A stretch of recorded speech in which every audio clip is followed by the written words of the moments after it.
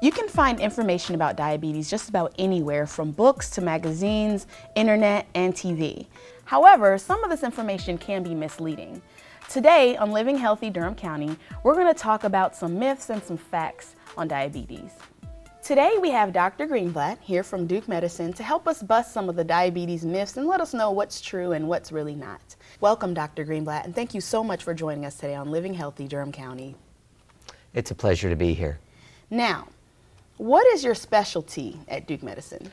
I practice internal medicine, which is a specialty that focuses on care of adults, particularly those with complex or chronic diseases.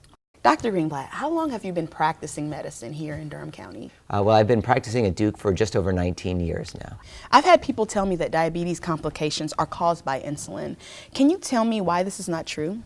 Well, insulin is a treatment for diabetes, and often people who've had diabetes for a number of years end up getting treated with insulin because typically we start with just medications that a person would take by mouth. And when a person's been diabetic longer, they're at higher risk for diabetes complications. So sometimes soon after the insulin is started, a person might begin to show some consequences or some complications from the disease. Now, you could imagine a person might then think, well, gee, it must have been the insulin that caused the complications, when in reality, the insulin is helping to prevent complications.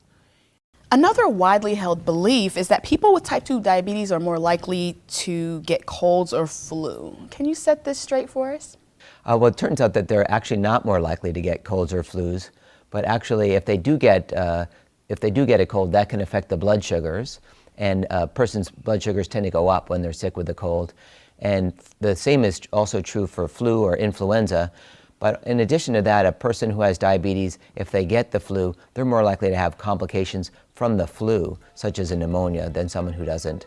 So I recommend, and in general it's recommended, anybody with diabetes should get a flu shot every year. Thank you, Dr. Greenblatt, for joining us today and setting apart some myths from the facts. The information was very helpful.